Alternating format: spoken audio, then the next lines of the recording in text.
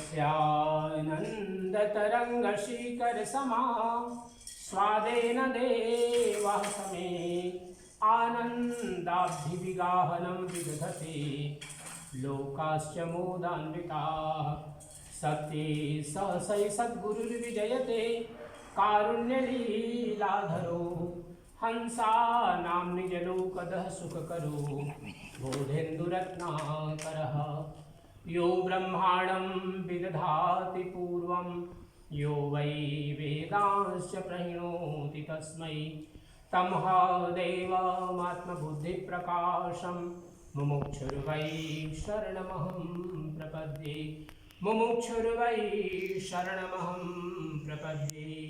प्रेम से बोलिए सदगुरु कबीर साहिब की जय।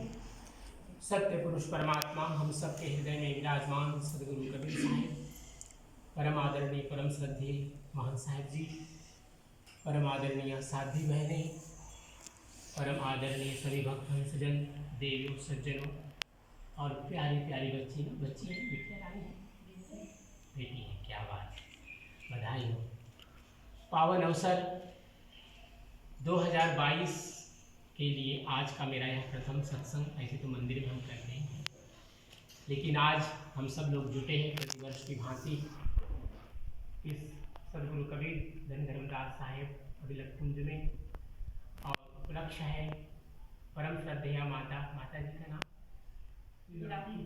माता जी लीलावती, और उनका मैं समझता हूँ कितने साल हो गए बहन जी? 89 तो उनका जन्मदिन होगा, पुण्यतिथि उनकी 11 वर्ष में उनकी पुण्यतिथि नहीं, उनका जन्म तिथि है उनका। हाँ 11 साल हुआ उनके बीते हुए, लेकिन आज उनका जन्मदिन है। और यहाँ 89 होते, अगर वो जीवित होते तो आज उनका 89 ईयर उनका उम्र होता। तो जहाँ पर बैठी हुई कृष्णि बहन माता जी ऐसे ही बैठती थी, लाते थे और उनको माला पहनाते थे, बीच में हम लोग सब मिलकर फिर फोटो देते थे। वो सब स्मृतियाँ हैं पहले। इसी प्रकार हमारे परम श्रद्धेय महान साहब बैठते थे बगल में, और साथ में आप लोगों के झांझ बजाते थे। तो समय रोज परिवर्तन हो रहा है, और परिवर्तन का नाम है संसार, क्योंकि संस्कृत में कहा गया संसरति थी संसार, अर्थात जिसमें निरंतर बदलाव आए, परिवर्तन हो, इसी का नाम संसार है। जब हम आए तो ये बच्चे जैसे इस संसार में आए, बाद में 23 ईयर हो गए, और हमारे बाल काले थे, सफ़ेद हो गए। और इसी प्रकार छोटी सी बच्ची थी, गोद में खेलती थी दीपा, आज डॉक्टर साहिबा हो गई, कितनों का जीवन रक्षा कर रही है। तो ये जीवन है, इसी तरह से जीवन अभी आगे बढ़ता जाएगा। जो बच्चे हैं जवान होंगे, जवान लोग वृद्ध होंगे, वृद्ध लोग दूसरे जन्म की यात्रा में चले जाएंगे। इसी का नाम है संसार। तो आज बहुत सुंदर सुंदर भजन बहनों ने गाया, और गुरुदेव के माध्यम से जो ज्ञान प्राप्त हुआ, सब में परमात्मा ही समाया हुआ है। और इसी प्रकार धन धर्मदास साहब का भजन ढूंढ ढूंढ मैं हारा, सदगुरु मिला न तरस तुम्हारा। सदगुरु कबीर साहब के सामने जब बैठते हैं धन धर्मदास साहब, आँखों से अश्रु निकल रहे होते हैं, बगल में उनकी धर्मपत्नी आमिन माता बैठती हैं, उनके भी आँखों से अश्रु निकल रहे हैं, क्योंकि भक्ति का अर्थ ही होता है समर्पण। और जहाँ समर्पण होगा, जितना सघन समर्पण होगा, उतना ही आर्द्र भाव होगा, उतना ही आर्द्र भाव होगा। और वो सदगुरु कबीर साहब के चरण में बैठ करके कह रहे हैं, हे साहिब, मैं कहाँ कहाँ नहीं ढूंढा आपको, और फिर भी उस परमात्मा का आपका दर्शन नहीं मिला। क्यों नहीं मिला? बहुत सोचने वाली बात है, क्योंकि धन धर्मदास साहब ने इस भजन के माध्यम से भारत में जितने भी तीर्थ हैं, 68 तीर्थ सब फिराया। काशी का नाम लिया, वृंदावन का नाम लिया, मथुरा का नाम लिया, जितने भी देवी के 52 पीठ हैं उनका नाम लिया, जो 11 ज्योतिर्लिंग हैं उन पीठों का नाम भी लिया। सभी मंदिरों, सभी देवालय, जितना भी जहाँ जहाँ भी लोगों ने कहा कि यहाँ परमात्मा मिलेंगे, धन धर्मदास साहब सब जगह की यात्रा किए। क्यों नहीं मिले? एक सोचने वाली बात है, और आप लोग भी सोचते होंगे कि धन धर्मदास साहब एक विद्वान व्यक्ति थे उस समय के। जब उनके भजनों को सुनते हैं, कितना संस्कृत के उनका ज्ञान था।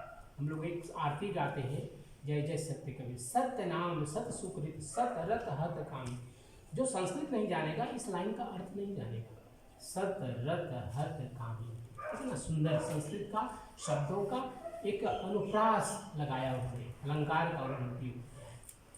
तो धनीधर दास साहब एक विद्वान पुरुष हैं और इतने भक्त हैं, क्या कारण है कि उनको सत्य पुरुष परमात्मा का दर्शन नहीं हुआ? इसका एकमात्र कारण था एक सच्चे सद्गुरु का उन्हें तलाश थी, उन्हें खोज थी, एक सद्गुरु मिल जाए। और जैसे ही सद्गुरु कबीर साहब मिले, उनकी यात्रा जो 68 तीर्थ की थी, सभी तीर्थों में जो भटक रहे थे, उन सब का समापन हो गया, क्योंकि सच्चे सद्गुरु मिल गए। ऐसे ही हम सब लोगों का भी जीवन है। जब हम एक सच्चे सद्गुरु मिल जाते हैं, जब उनकी शरणागति में बैठते हैं, कभी कभी हम लोग गुरुओं के प्रति नकारात्मक भाव भी रख लेते हैं। तो नकारात्मक भाव, क्योंकि हम सब लोग मनुष्य हैं, कुछ अच्छाई कुछ बुराई हम सब के साथ है। महंत हो, साध्वी हो, जो कोई भी संसार में है, उसमें तीनों गुण होंगे ही, सत्व होंगे, रज होंगे, तम होंगे।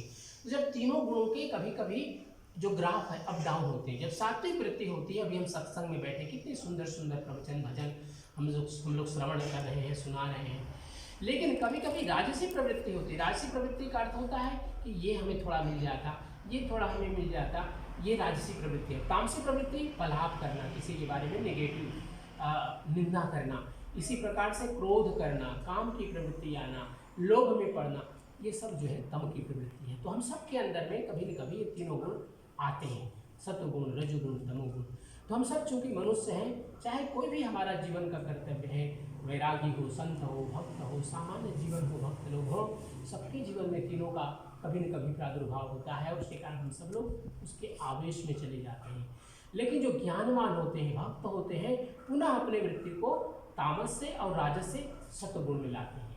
लेकिन जो व्यक्ति सामान्य है, उनको नहीं पता है कि हम कैसे रज से और तामस से कैसे हम सत्ववृत्ति में अपने आप को लाएं।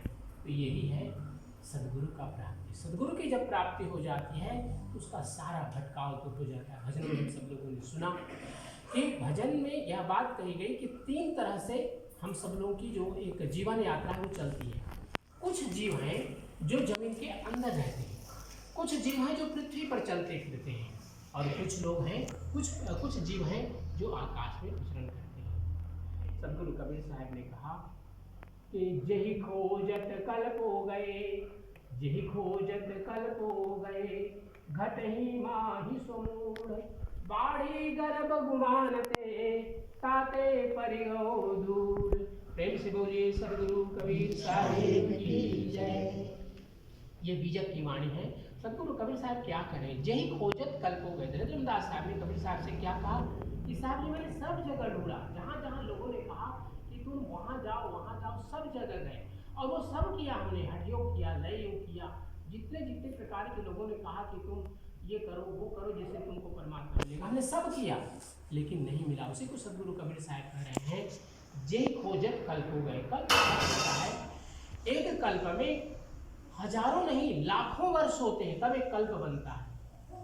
और कल्पों गए अर्थात जिसको ढूंढते हुए जन्म जन्म की यात्रा चली गई है, और उसको सद्गुरु कबीर साहब घट ही माही सो मूढ़। मूढ़ का अर्थ होता है विद्वान है, पढ़ा लिखा है, धनवान है, रूपवान है, विद्यावान, बलवान, सब कुछ है उसके पास, लेकिन मूढ़ है। मूढ़ता का अर्थ यह होता है जैसे हमारे सामने में ये है और हम नहीं जानते कि हम इसको कैसे बैठाएं, तो एक प्रकार से हमारी सद्गुण होते हुए भी हम इसके लिए अनभिज्ञ हो जाएंगे। इस ज्ञान से हम अनभिज्ञ हैं, यही हमारी मूर्खता है। तो सद्गुरु कबीर साहब कह रहे हैं कि जिसको तुमने जन्म जन्म की यात्रा करके प्राप्ति करने का प्रयास किया, वो तुम्हारे घट है। घट ही माही सो मूढ़, ये मूढ़, ये भक्त, ये साधु, ये संत, ये साधक, वो तुम्हारे घट में विराजमान है। जिसको साहब कबीर ने कहा, मोको कहाँ ढूंढे बंदे मैं तो तेरे पास में। जब ढूंढ कर जब सब जगह से जब थक गए धनीधरदास साहब सद्गुरु के शरणागति में आए, तो कहते हैं, कहे कबीर सुनो भी साधु, मैं तो हूँ विश्वास में। विश्वास अगर है तो माँ में वही परमात्मा है, पिता में वही परमात्मा है, पुत्र में वही परमात्मा है, गुरु में वही परमात्मा है।